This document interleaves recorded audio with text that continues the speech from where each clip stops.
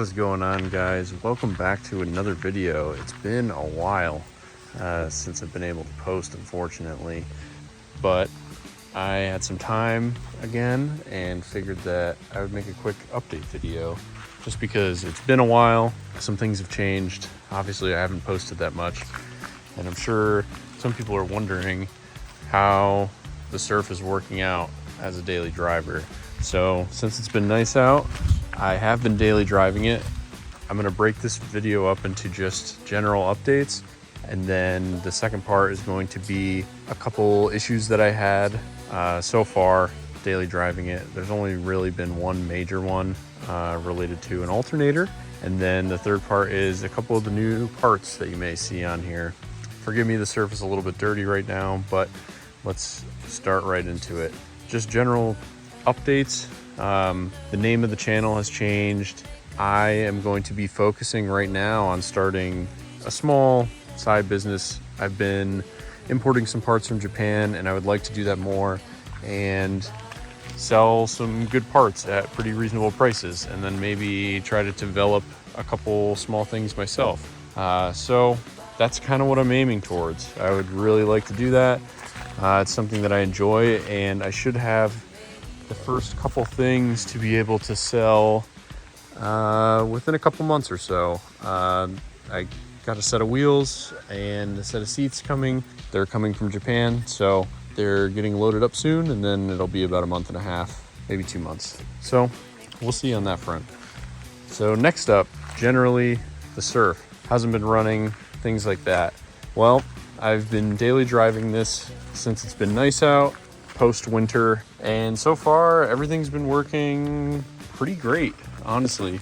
There's only been one somewhat decent-sized issue so far, and that was my alternator went one night, which is to be expected. Generally, they only last so long, right? So dealing with that was a little interesting. I read some information online that said 4Runner alternators from around the same time period can actually fit, and they sure can't, so don't buy that. There's a couple bolts obviously that hold your alternator in, and I'm gonna just pop the hood and show you. So here's our alternator right down here, these two belts on it, and there's two bolts that hold in the alternator. One is on the top side, which is going to be like almost impossible to see. It's way back under there, which allows it to pivot. And then there's one down below. It's kind of hard to see right now. Anyway, there's one down below, and then you also have this little adjuster here. So the one bolt is right there, and then the top part of the bolt right there allows you to adjust the tension on the belt. And then the top bolt on the top of the alternator allows it to pivot. So what happened is the lower bolt, which allows for all the adjustment on the tension of the belt on the 4Runner alternator, is maybe about an inch too far up. It's really close, but it doesn't fit. Basically, if you're in the US with a 1KZ Hilux Surf, you kind of have two options. You can order a 1KZ alternator from Japan, which, to be fair, I ordered one from Japan. There was no tariffs that I had to pay currently. I mean, that was in the beginning of July, and it arrived to my doorstep in a week. Really no complaints there at all. And then the other option, which I also kind of did while I was waiting for that alternator to come in, I actually got my alternator rebuilt. There's an alternator repair shop that was nearby. I talked to them, and they repaired the alternator in 3 days, and it was $90. So to put that into perspective, the Hilux Surf alternator from Japan came in about a week, and it was $260, which is roughly the same price, not including the core charge, as a Napa or AutoZone, whatever, 4Runner alternator. Or you can get your stock one repaired for about 90 bucks, and it's working great. I like the idea of reusing the original. They're generally just made very well. So that's the only major issue I've had so far, which is great. You may be wondering, how many miles have you been driving this thing to encounter the alternator issue? And also the only other somewhat major quote unquote issue I've had was when I rebuilt the starter in one of these earlier episodes, which wasn't crazy at all, honestly, very cheap. So you're probably wondering how many miles? Well, I'm up to about 7,500 miles, 7,500 miles so far. And yeah, it's great. It's getting right now about 23 miles to the gallon, which isn't too bad. I'm not mad about that at all. I'll happily take that. I think it's worth it for the room that this vehicle has. And everything else has been working great. Those are the only couple main issues.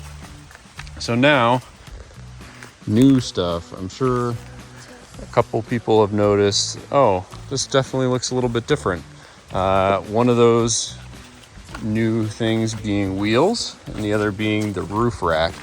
So the roof rack is a Sherpa Matterhorn.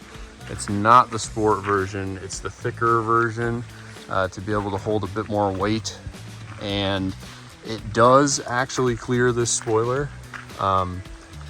It works fine. It gets really close. I think generally closer than they intend it to get, but it does not hit at all, which is super, super cool. I was really nervous about that. As you can see, real close, but it doesn't hit on either side, and it can go all the way up. So it's pretty great in that aspect. So the ultimate plan really for the roof rack, especially getting a beefier roof rack like this, is to actually take this camping. That's the goal. I have a rooftop tent that's gonna go on this soon, and maybe I'll try to make a couple camping videos. I'm pretty stoked about that, honestly. So this is me in post while I was doing some editing. One thing that I forgot to mention regarding the roof rack. So the roof rack on the Hilux Surf is definitely different than the 4Runner. Basically, this track system is quite a bit wider, and I think that's generally the main difference. So ultimately, on Sherpa's website, they'll have little clips that slide into here that you can buy for your rack system if you don't have them, or maybe your rack system comes with them.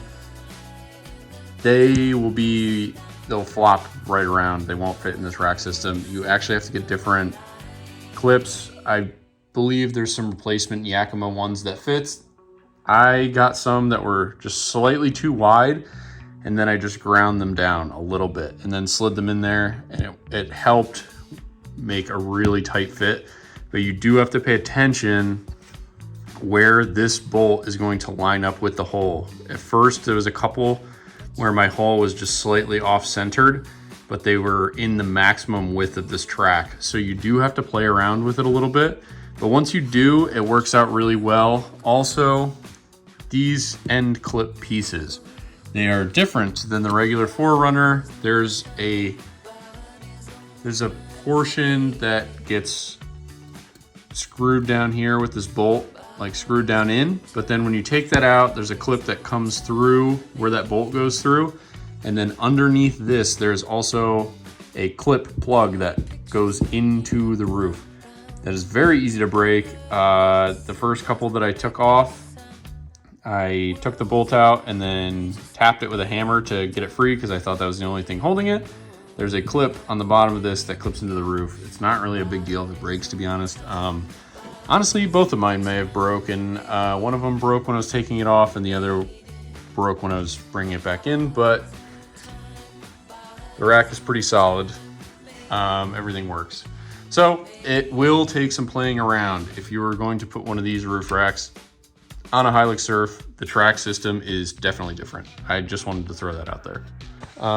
The next thing that's new is the wheels. So there's some Lodio drive wheels. They're all original chrome. They're pretty dirty right now just because I've been driving quite a bit. They are 16x8 with a -3 offset.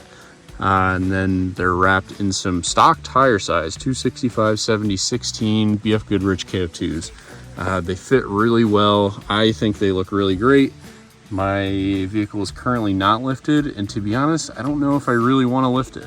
I kind of like the stock height of it. I think it rides really well. I think it looks nice, and it's kind of just easier. So yeah, those are the two main new things. The Lodio drives as well. We have some raised lug nuts there, and yeah, pretty much all original for the most part. The chrome is still really great on them. Like I said, they're a bit dirty right now, so it's kind of hard to tell you know, how nice they look, but they're pretty nice wheels, honestly. I think they look really great on the car. I think so far it's turning out great. It's turning into a great daily driver, and like I said, I'm going to be trying to do some camping trips coming up here soon now that the weather is starting to get a little less hot, kind of getting towards the end of summer. And then this will be not on the road this winter. It's going to be nice and safe and ready for next spring, and hopefully I'll have some updates on things I'm going to do to it over the winter, as well as some progression on the small little business that I'm going to start on the side. So thank you guys for all the support, and thank you for watching this video. Sorry this is kind of rushed and me just really talking, but I wanted to give some updates, show you guys some things that are going on, and let you know how the Surf is working out as a daily driver. Overall, it's working pretty great. Once I get some more time, I would love to really sit down and go through all my expenses and figure out, okay, how many miles has it gone? How many gallons of fuel has it used? And what does that cost per mile look like? But that's not gonna happen today. So again, thank you guys. I really appreciate it. And thank you for watching.